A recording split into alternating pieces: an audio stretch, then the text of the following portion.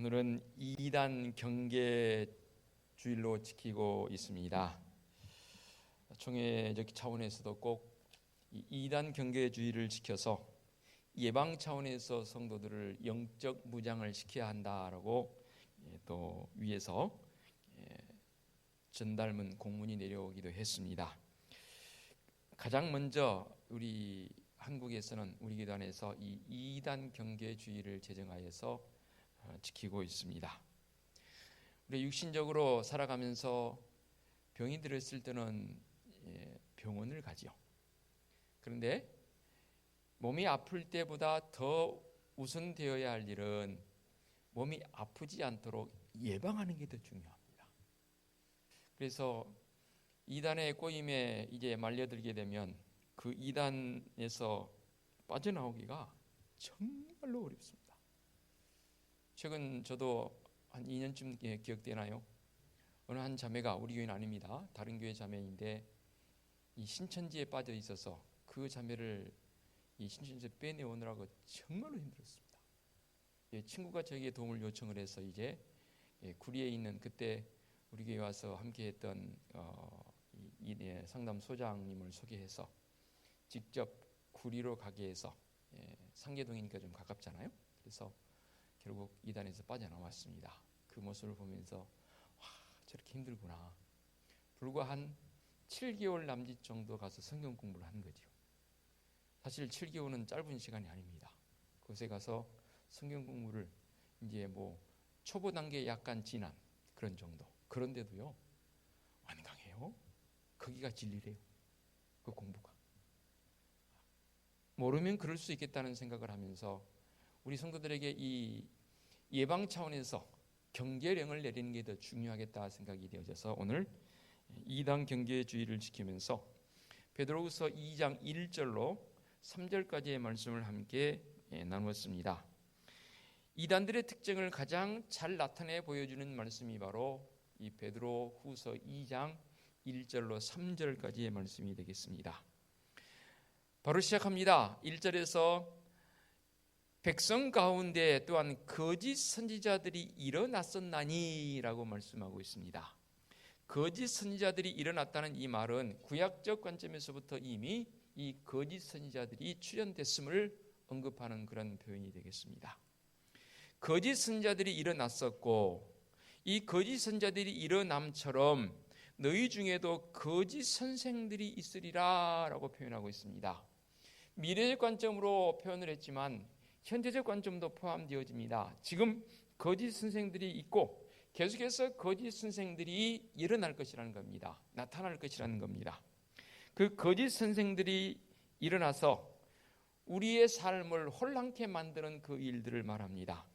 거짓은 절대 우리에게 유익이 되지 않습니다. 거짓은 또 다른 거짓을 낳게 되어 있습니다. 거짓은 참을 결코 이기지 못합니다. 그럼에도 불구하고 이 거짓은 계속해서 나타나는 그런 특징을 가지고 있습니다. 조금 전에 교회 소식날을 통해서 제가 말씀드렸던 것처럼 2단자들의 특징 가운데 가장 대표적인 2단이 바로 이 신천지입니다. 얼마나 거짓말을 잘하는지 모릅니다. 그리고 교주를 신격화시키기 위해서 혈안이 되어 있습니다. 더 걱정되어지는 것은 교주 이만희가 나이가 이제 고령이 되어서 곧 죽을 날이 얼마 남지 않았어요. 이 육체 영생 불사를 주장하지만 이제 이 이만희가 죽게 되면 굉장히 분파가 나뉠 터인데, 통일교회 문선명이가 2012년도에 죽었지 않습니까? 그 죽음을 통해서 그의 아내였던 한학자 씨와 더불어서 두 아들이 지금 후계의 구도 속에서 지금 대립관계에 있고, 심지어 그 아들들도 어머니와 친어머니와 대립관계에 있습니다. 권력을 서로 차지하려는 말도 안 되는 그런 형태가 지금 통일교 내에서 일어나고 있는 그런 모습을 보게 됩니다. 이 부분들은 조금 후에 제가 더 자세하게 살펴보도록 하겠습니다. 이렇게 2단들의 특징에 가장 먼저 언급되어진 것은 거짓 선생입니다. 거짓 선생들이 말하는 것은 뭐겠습니까? 당연히 그 거짓을 합리화시키기 위해서 거짓말하겠죠. 특별히 이 거짓 선생들이 출현함을 통해서 교회의 질서마저도 어지럽게 만들어 놓은 안타까운 모습을 보게 됩니다. 두 번째로 이 이단자들의 특징이 뭐냐면 거짓 선생일 뿐만 아니라 주님을 부인하는 자들의 형태를 보게 됩니다.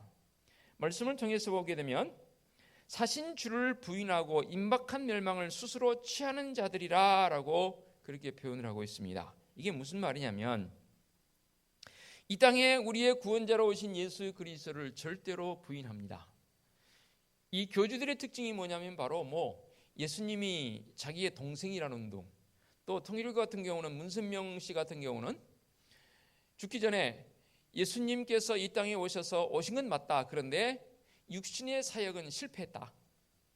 그러므로 그 육신의 사역을 내가 완성한 완성자로 왔다라고 그렇게까지 주장을 합니다. 또 이만희 씨 같은 경우는 이 신천지 이 교리 가운데에서 자기가 보혜사라고 말합니다. 재림주라는 거죠. 참 아이러니한 것은 언젠가 저도 직접 이 방송을 본 적이 있습니다. MBC PD수첩이라는 프로그램을 통해서 신천지의 비밀이란 2007년도 5월 8일에 방영했던 그 방송 프로그램에 이 PD가 직접 이만희 씨를 만나가지고 당신이 재림주라고 주장하는데 또 당신을 추정하는 사람들이 당신이 재림 예수라고 따르고 있다. 이에 대해서 어떻게 생각하느냐라고 직접 질문을 했습니다. 저도 이 광경은 직접 봤습니다. 언론을 통해서. 그랬더니 총회장이라고 이름 붙이지 않습니까? 이 이만희 씨가 구차한 변명을 합니다. 나는 그런 얘기를 한 적도 없고 자칭 재림 예수라 말한 적도 없는데 신도들은 이것을 오해하고 있는 것 같다. 이렇게까지 답을 했습니다. 그런데 지금 여전히 2007년도니까 10년도 넘었지 않게 지금 2년이 지났지 않습니까? 지금 여전히 더 이 보혜사 재림주로 더 강화되어 있는 이 이만희 씨의 형태를 보게 됩니다. 이단은 이처럼 거짓 교리를 주장할 뿐만 아니라 분명하게 예수 그리스도에 대해서 곡해합니다. 제가 성경 공부할 때에 우리 성경 공부하는 게 꼭 가르치고 있는 내용 가운데 하나가 바로 이 이단 분별법을 제가 가르쳐주고 있지 않습니까? 한 번 더 복습을 해볼 필요성이 있는 것 같아요. 다섯 손가락 원리에서 이단 분별법을 간략간략하게 설명을 좀 드린 다음에 다음 단계로 넘어가도록 하겠습니다. 자, 다섯 손가락 원리입니다. 손가락을 펴보시기 바랍니다. 가장 먼저 이 엄지손가락은 최고의 권위죠. 최고라 그러죠. 이렇게 최고라 말하지 않지 않습니까? 최고의 권위는 아버지, 성부론, 하나님과 관계에 되어져서 우리나라에는 자칭 하나님이라고 말하는 자들이 과거에 21명이 있다가 2명 죽고 지금 19명이라고 그랬지 않습니까? 지금 현재로는 더 이상은 안 나타나고 있는 것 같아요. 자칭 하나님이라 공개적으로 아무튼 자기들이 말하는 그 가운데에서 성부론, 자기가 하나님이라는 거예요. 인간이 하나님이 될 수 있나요? 그런데 이상해요. 참 사람들은 그것을 믿는다는 사실입니다. 이게 더 안타까운 거죠. 자칭 하나님이라는 거예요. 성부론에 관련되어진 이단자들 많지는 않지만 심심찮게 있습니다. 두 번째, 이제 이게 최고의 권위를 상징한다면 두 번째 부분은 뭐냐면 예수 그리스도, 기독론, 그리스도론이라고 말하기도 합니다. 이 기독론에 가장 많이 걸립니다. 이 기독론이라면 조금 전에 언급했던 것처럼 자칭 예수라든지 또 이 구윤회 씨, 그러니까 장막성전에서 분리되어 나와서 재림 예수라 주장했던 구윤회 씨가 죽자 묘비에 뭐라고 썼는지 아세요? 묘비에 재미있는 묘비가 써져 있습니다. 재림 예수님의 묘, 이렇게 그 묘비에 기록이 되어 있다고 합니다. 좀 오래됐습니다만은 이 구윤회 씨라는 분이 자기가 재림 예수라 했고 재림 예수가 죽었어요. 그리고 그 묘비에 재림 예수님의 묘라고 그렇게 기록을 묘비를 써놨다고 합니다. 참 어리석어요. 정말로 어리석어요. 조금 전에 언급했던 것처럼 문선명 씨 같은 경우는 예수님이 이 땅에 오신 건 맞다. 그런데 영적 사역은 완성했을지라도 육적 사역은 십자가에서 실패했다. 죽어버림을 통해 실패했다. 그러니까 내가 그것을 이어서 내가 이 육적 어떠한 그 구속을 완성하기 위해서 내가 그다라는 그런 관점. 바로 그런 관점도 주장했고 또 자칭 하나님이라도 말하는 박태선 씨 같은 경우 우리 가까이에 있는 신앙촌 했던 소사지구 지금 범박동에 있는 가다 보면 왼편에 지금 판자촌 비슷하게 있지 않습니까? 지금 곧 개발이 된다고 그래요. 지금도 거기 가면은 이 전도관 그 예배당 건물이 있습니다. 저도 한번 올라가 봤습니다. 지금도 건재합니다. 그리고 이 소사를 중심한 그런 이 전도관이 박태선 씨가 처음에는 장로님으로서 건전한 아주 나름대로 건강한 그런 신앙인이었습니다.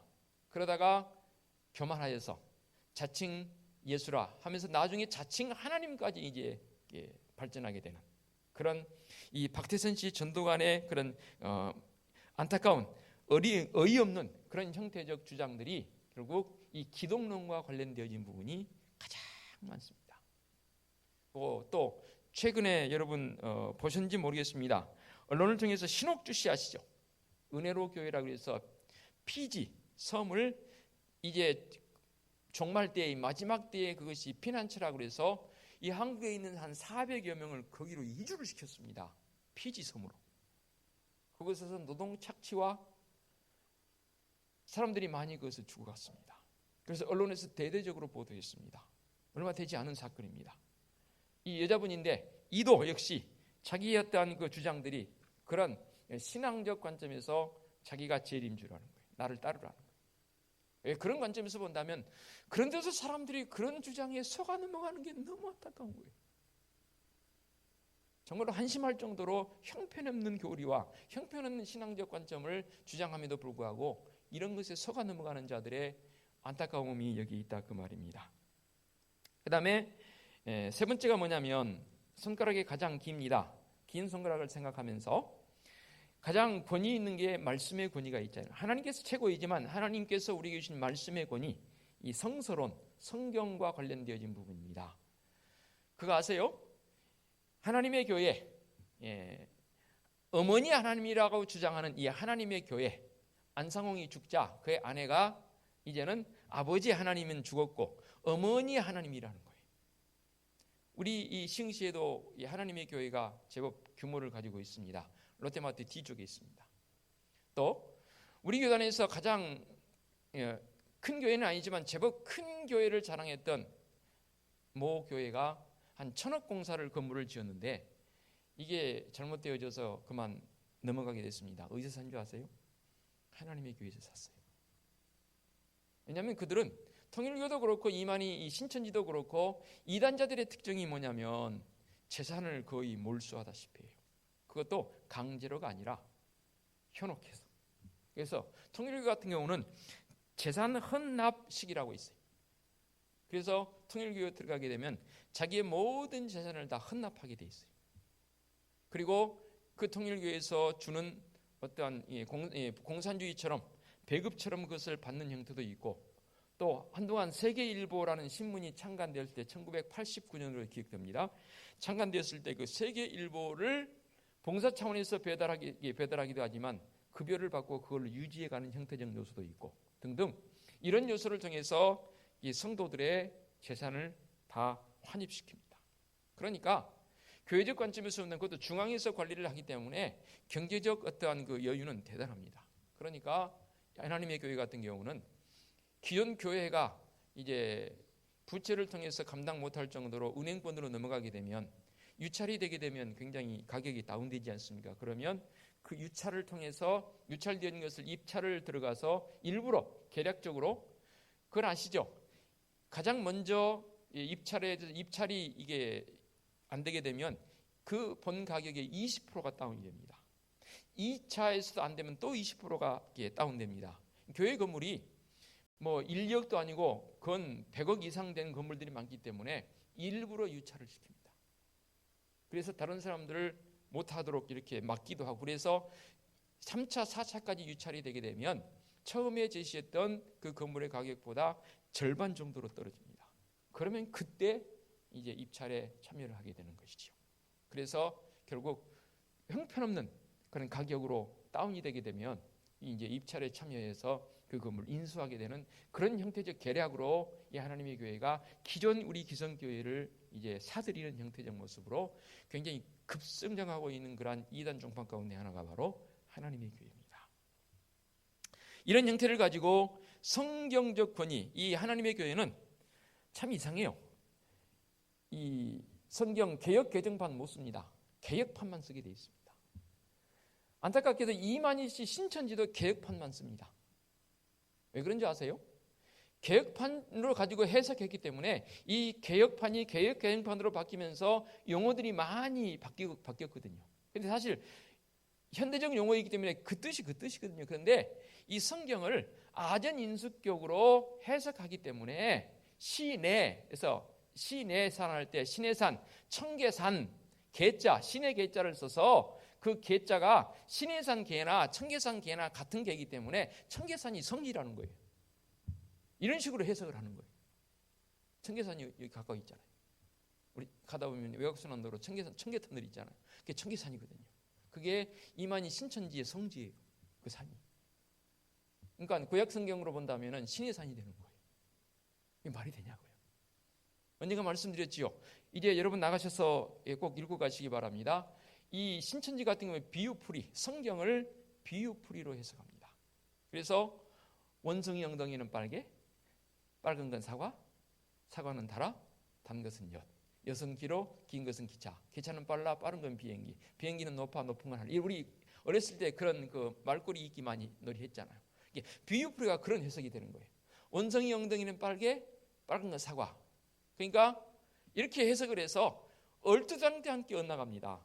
그런데 사람들은 그 비유풀이가 마음속에 아주 후련해 보이 마음에 하거든요. 왜 후련해한지 아십니까? 이 유인물 가운데 이런 게 있어서 여러분에게 잠시 소개해 올리겠습니다. 많은 성도들이 이단에 현혹되는 가장 큰 이유는 하나님의 모든 신비의 비밀을 다 알고 싶은 지적 욕망 때문이다. 특별한 영적 지식을 소유하고 싶은 욕망에 빠져들 때에 이단들의 미혹에 걸려들게 되는 것이다. 성경에 대해서, 말씀에 대해서 궁금증을 갖는 건 굉장히 귀한 일입니다. 말씀이 왜 이럴까? 왜 이렇게 기록이 됐을까? 궁금증은 갖는 것은 귀한 일이지만 이 지적 욕망을 갖게 되면, 지적 욕망을 통해서 어떤 사람들은 사람들을 가르치는 입장에서 본다면 우월 의식을 갖는 잘못된 어떠한 욕망적, 지적 욕망적 요소를 갖기 위해서, 또 그것을 나타내 보이기 위해서 지식을, 성경적 지식을 가지려고 해요. 그러다 보니까 일반적인 어떠한 부분 속에서 그게 깊게, 여러분들이 다 그렇다고 신학교 갈 수는 없잖아요. 제가 밖에 나가서 공부하면서 서구 쪽의 신학생들의 특징이 뭐냐면 한국적 신학생들은 상당히 많이 다릅니다. 제가 같이 공부했던 이 클래스메이트가 한 20명 됐는데 그 가운데 평신도들이 17명입니다. 저 빼고.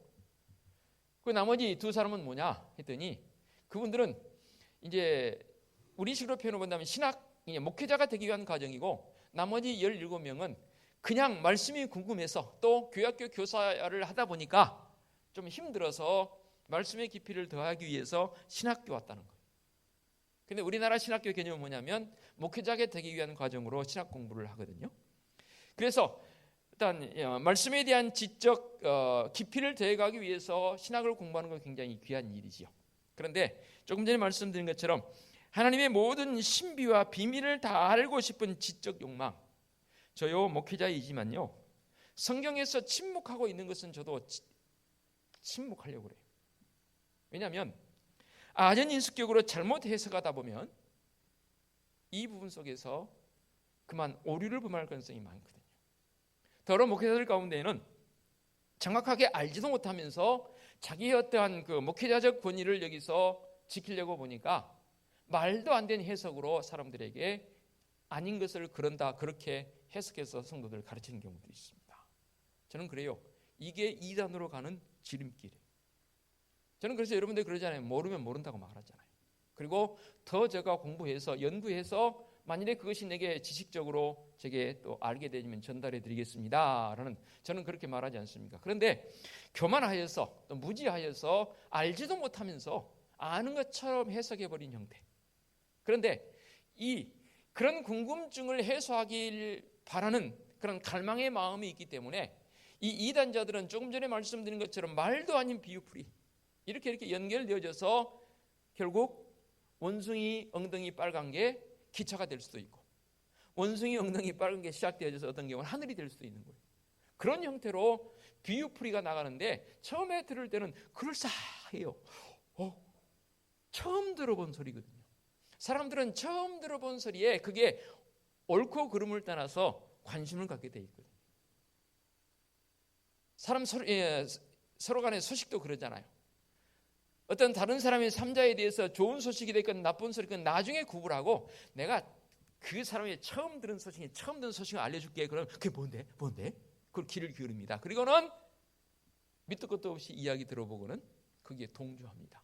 결국 다른 제3자의 표현을 통해서 아니야, 그건 아닌 것 같아. 설마 그분이 그럴 리가 없어. 이건 분명히 찌라시야. 이것은 잘못 보도된, 잘못 알려진 소식이니까 우리 정확히 알아보고 그 부분도 해보자 라고 또 다른 사람이 제동을 걸게 되면, 아 그러네, 사람들은 그때야 비로소 나를 돌아보는 게 우리 인간 심리입니다. 처음 소식이라 하면 밑도 끝도 없어요. 앞뒤도 없어요. 그냥 들으는 거예요. 여기가 문제입니다. 우리는 구별해 들을 수 있는 이 성경 해석에 대한 부분이 이렇게 중요함을 여러분들은 깨달으셔야 합니다. 그래서 좋은 목회자를 만난 것도 중요한 것 같아요. 말씀을 엉터리로 해석하는 부분들이 없잖아 있지만, 엉터리적 개념보다는 바르게 해석을 해서 성도들에게 가르쳐지고 설교되어지는 그런 이 말씀에 대한 권위를 제대로 인정해 나갈 수 있는 믿음의 성도들의 삶이 되어져야 합니다. 직접적인 이단은 아니지만 정말로 말씀의 권위보다 더 큰 권위를 주장하는 이들도 있습니다. 어디입니까? 교황의 권위가 말씀의 권위 위에 있습니다. 그래서 교황은 말씀을 변개시킬 수 있습니다. 생각해 보십시오. 사실 엄밀히 말한다면 이게 이단 아닙니까? 말씀의 권위보다 어떻게 다른 사람의 말이 더 위에 권위에 있을 수 있냐고. 그래서 말씀을 곡해하는 경우 보십시오. 성부론, 기독론, 그 다음에 성서론, 성경론. 네 번째가 뭐냐면 종말론입니다. 왜 종말론이라고 풀이하냐면 약속이잖아요. 저는 결혼 반지를 끼지 않았습니다만 결혼할 때 남자들 같은 경우는 결혼 반지를 여기 낍니다. 결혼 반지를 끼는 이유 뭐예요? 당신과 약속이잖아요. 당신은 나의 아내로, 당신은 나의 남편으로. 그래서 여자분들은 가운데 손가락에 반지를 끼기도 하지만, 그래서 약속이 종말론입니다. 약속이잖아요. 주님 오신다 했잖아요. 서두에 말씀드렸습니다. 자기가 재림주라는 거예요. 또 어떤 분들은 종말론적 개념에서 미래를 예측하려고 합니다. 주님 오신다고 분명히 말씀하셨는데 종말론적 관점에서 기독론적 관점이 또 연결이 되어져서 내가 올 그 재림주라는 거예요. 또 주님, 자기가 재림주가 아닐지 몰라도 주님 곧 오신다고 했는데 언제 올 것인가? 그래서 종말론은 크게 두 가지로 나눈다 그랬죠. 세대주의 종말론과 시한부 종말론 나눠집니다. 세대주의 종말론은 뭐예요? 시간적 흐름이 좀 폭이 두터워요. 그래서 내 생전에, 내가 죽기 전에 주님 오신다는 거예요. 그런 마음 제게도 있어요. 주님, 죽기 전에 주님 오셨으면 좋겠어요 라는 바람은 있어요. 그런데 그것을 확언시켜서, 여러분, 주님께서 제게 사인을 주셨는데요, 영감을 주셨는데요, 박종반이가 죽기 전에 주님께서 이 땅에 재림하신다고 합니다. 여러분, 오실 주님을 대비하십시다. 이렇게 주장하는 게 이 세대주의 종말론입니다. 내 세대, 내 당대에. 여차하면 이거 딱 끊어가지고 설교 지금 녹화되고 있으니까 제가 올릴 거잖아요. 딱 끊어서 어떤 분들은 모해하기 좋아하는 사람들은 박종반 목사가 자기 당대에 주님 오신다라고 주장했다라고 조금 전에 그 부분 뒷부분 연결 안 하고 그 부분만 딱 편집해서 언론에 유튜브 띄우면 이단돼 버려요. 이런 형태로 나가는 모해하려면 그런 형태도 있더라고요. 그래서 제가 상당히 언어적 표현에 조심성을 가지고 있긴 합니다만은 그게 세대주의 종말론이에요. 시한부 종말론은 뭐냐면 말 그대로 모월, 모일, 모시에 주님 오신다는 거예요. 미래적 관점입니다. 그게 우리나라에도 이장님치가 그때 있었지 않습니까? 10월 31일 0시에 자정에 주님 오신다 그래가지고 그때 난리가 났었습니다. 언론에서 그 이장님 씨가 하고 있는 그 교회에 뭐 카메라 들이대고, 그런데 다들 그 관계자들 하얀 옷, 흰 옷 입고 주님 오실 걸 대비하고 있었지 않습니까? 불발됐습니다. 나중에 변개했죠. 지금도 아마도 이 이장님 씨 소수이긴 하지만 이 시한부 종말론을 주장하는 자들이 있습니다. 또 시한부 종말론자들의 특징이 뭐냐면 교주들이 공동으로, 단체로 함께 따르는 추종자들과 함께 죽음을 선택한다는 사실입니다. 오대양 사건 아시죠? 이런 대표적인, 그래서 한 자리 음독 단체로 독국물을 마시고 죽는 형태. 일본에서도 있었고 우리 한국에도 있었고 미국에도 있었습니다. 세계적으로 이런 안타까운 일들이 벌어지죠. 이게 종말론적 관점. 마지막 5번째가 뭐냐면 윤리입니다. 윤리적 관점에서 이 인요한이 신천지 같은 경우는 가정을 등지게 합니다. 그래서 이 신앙을 박해하는 박해자들이라고 해서 가정을 등지게 해서 집을 나오게 하고, 그래서 이 신천지들이 그 본부 앞이나 신천지 모임 장소가 있는 곳에 보면 1인 시위자들이 심심찮게 있습니다. 특별히 부모들이 내 아들을 내 딸을 돌려달라. 그런 내 아들을 내 딸이 아니었는데 당신들이 내 아들 내 딸을 데리고 왔다. 내 딸을 돌려달라. 1인 시위 피켓 이렇게 글을 써서 그렇게 하는 현상들이 심심찮게 있습니다. 눈물 나는 일입니다. 또 어떤 이단자들은, 사이비 종파들은 아이를 못 낳게 한다고 제가 말씀드렸지 않습니까? 아이를 임신을 하게 되면 그 아이가 태어나서 나중 주님 오실 때 내 길을 방해하는 방해자가 될 것이라는 거예요. 왜냐하면 아이 케어하다 보면은 주님 오실 때에 그 아이를 결국 케어하다 보면 주님 오실 때 주님을 맞이하지 못한다는 거예요. 그러니까 이 아이가 내 인생에 있어서 방해거리가 되니까 아이를 못 낳게 만드는 경우, 그런 경우도 더러 있습니다. 등등 가정을 가정으로 온전하게 꾸리지 못하게 하고 결혼을 못하게 한다든지, 결혼했을 때라도 아이를 못 낳게 한다든지, 또는 아이들이 가정으로부터 가출하여서 오직 그것에만 집중하도록 아이를 따로 아이들을 유혹하는 그런 형태들 등등, 심지어는 성적으로 문란한, 그리고 조금 전에 말씀드렸잖아요. 재산을 다 그 종파에 헌납하게 만드는 그런 형태. 참으로 안타까운 일들이 얼마나 많은지 모릅니다. 그러므로 우리는 이 2단 경계주의를 맞이해서 가만히 끌어들이는 자들의 형태, 특히 신천지 같은 경우는 요즘 아주 혈안이 되어 있습니다. 14만 4천 명 숫자, 요한계시록에 기록되어 있는 말씀을 통해서 처음에는 14만 4천 명만 되면 결국 이 지구의 종말이 온다고 주장했거든요. 근데 지금 신천지 숫자가 얼마나 되는지 아세요? 20만 가까이 되어 있습니다. 그러면 벌써 이 지구 종말이 끝났어야 되거든요. 바꿔요. 이제는 믿는 사람들이 14만 4천이 아니라 그들 인도에 가는 리더들이 14만 4천 명이 돼야 한다는 거예요. 그러면 그 밑에 숫자는 전혀 상관이 없는 거예요. 그렇게 그들의 교리를 바꿔갑니다. 이게 안타까운 거죠. 더 한심한 일은 통일교 같은 경우는 문선명이 와이프였던 이 한학자 씨가 문선명이 살아있을 때는 문선명과 함께 참 부모라고 그랬습니다. 참 부모님. 그리고 문선명이 죽어버리니까 자기가 이제는 참 어머니래요. 그걸로 그친 줄 아십니까? 심지어는 자기가 하나님이래. 지금은 뭘로 바뀐지 아십니까? 최근에는 독생녀입니다. 독생녀. 아니 결혼까지 했으면서 독생녀래, 독생녀. 그런데 안타깝게 사람들이 그것을 믿는다는 사실입니다. 우리에게는 얼토당토하는 그런 표현으로 들려올지 모르지만 이 통일교를 추종하는 자들은 이 한학자가 독생녀로 믿어져요. 이럴 수 있단 말입니까? 그럴 수 없는 일이지. 그래서 통일교 같은 경우는 문선명이가 2012년 죽으면서 그의 아들에게, 즉 7번째 아들 문형진에게 후계구들을 양도했습니다. 죽기 2년 전에 2010년에. 그래서 내 후계는 문형진이다라고 혈통을 그에게 이었는데 김일성이가 김정일에 이어주듯이 그렇게 유언을 미리 남겼어요. 그래서 문형진이가 그의 아버지 계통을 이어서 통일교를 이끌어갈 수장이 될 줄 알았는데 그의 어머니가 제동을 건 거예요. 아니다.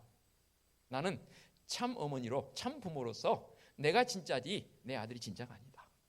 그래서 지금 가평 가면은 이 통일교 그 천 무슨 궁이라고 해서 어마어마한 궁이 있지 않습니까? 거기를 차지하고 있는 데는 지금 한학자가 차지하고 있습니다. 그리고 이렇게 친어머니와 아들이 대립관계에 있는데 최근에 세 번째 아들인 문현진 씨가 나타나서 아니다, 아버지의 그 통일은 신도 아니고 여기 하나님이라고 자칭 하나님이라고 신도 아니고 종교도 아니고 이 통일은 하나의 어떤 이 통일교는 이념이다.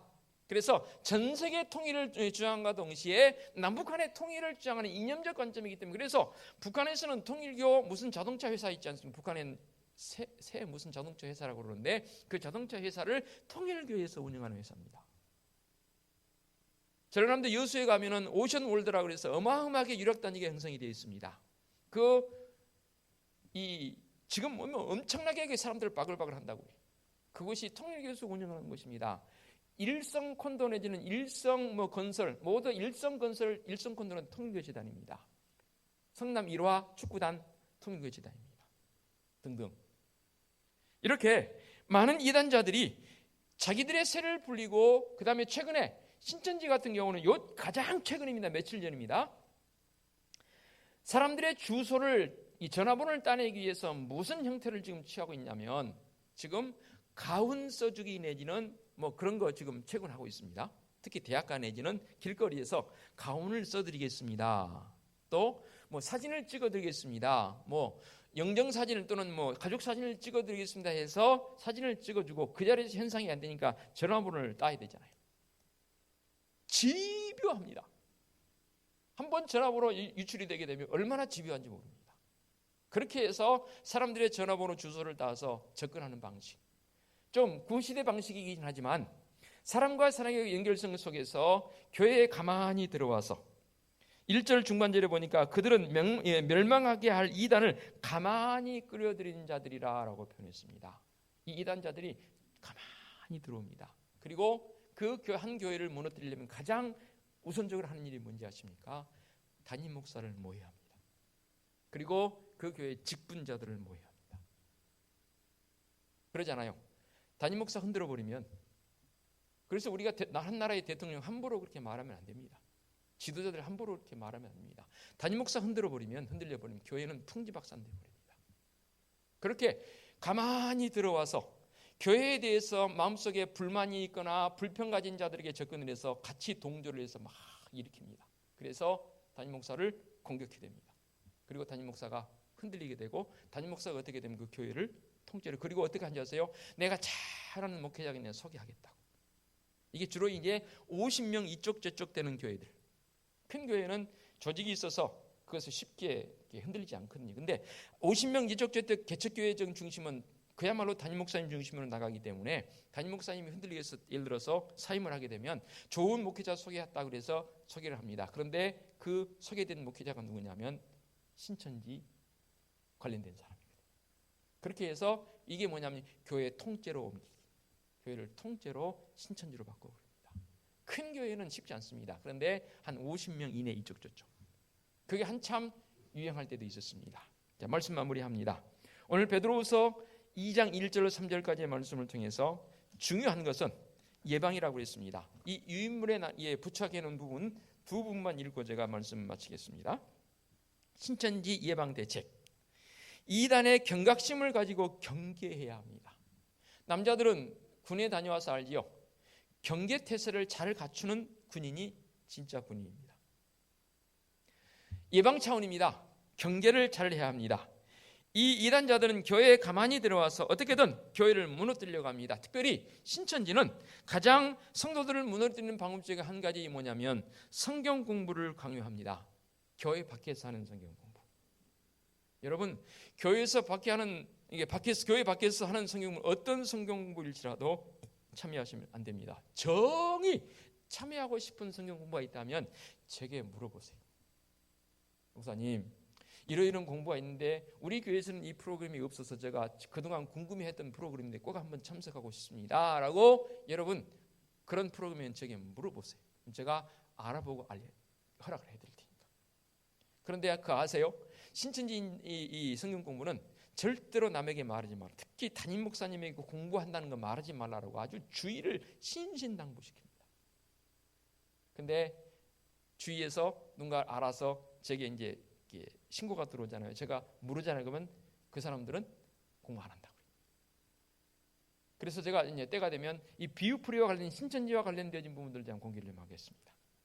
그래서 이유를 불문하고 교회 밖에서 성경 공부하는 거 유도하는 사람은 일단 그 사람은 이 신천지입니다. 공부하자고 이렇게 유도하는 사람 100% 신천지입니다. 거기에 말려들었다가는 서두에 말씀드렸지요. 빠져나오기 쉽지 않습니다. 영적 세계가 이렇게 혼란스럽습니다. 두 번째로 이단 예방 교육에 적극에 참여해서 이단자들에 대한 경각심을 가지고 바른 신앙의 태도를 세워가야 합니다. 제가 늘 여러분들에게 아침마다 글을 써서 보내드린 것처럼 이단자들은 십자가를 별로 싫어합니다.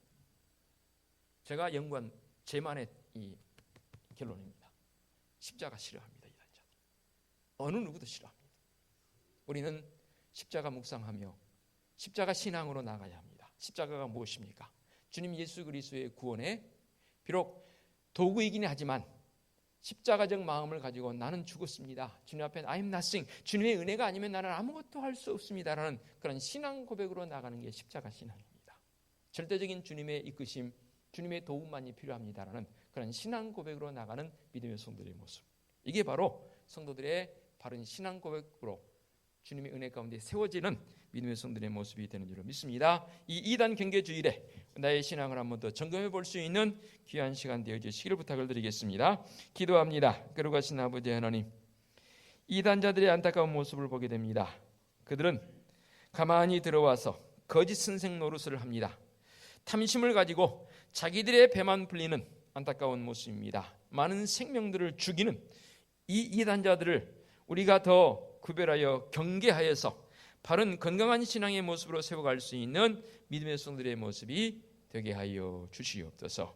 주님의 그 크신 십자가 사랑의 구속의 은총 속에서 오늘도 감격해하며 바른 영적 깊이를 더해갈 수 있는 믿음의 성도들을 되게 하옵소서. 예수 그리스도의 이름으로 기도하옵나이다. 아멘.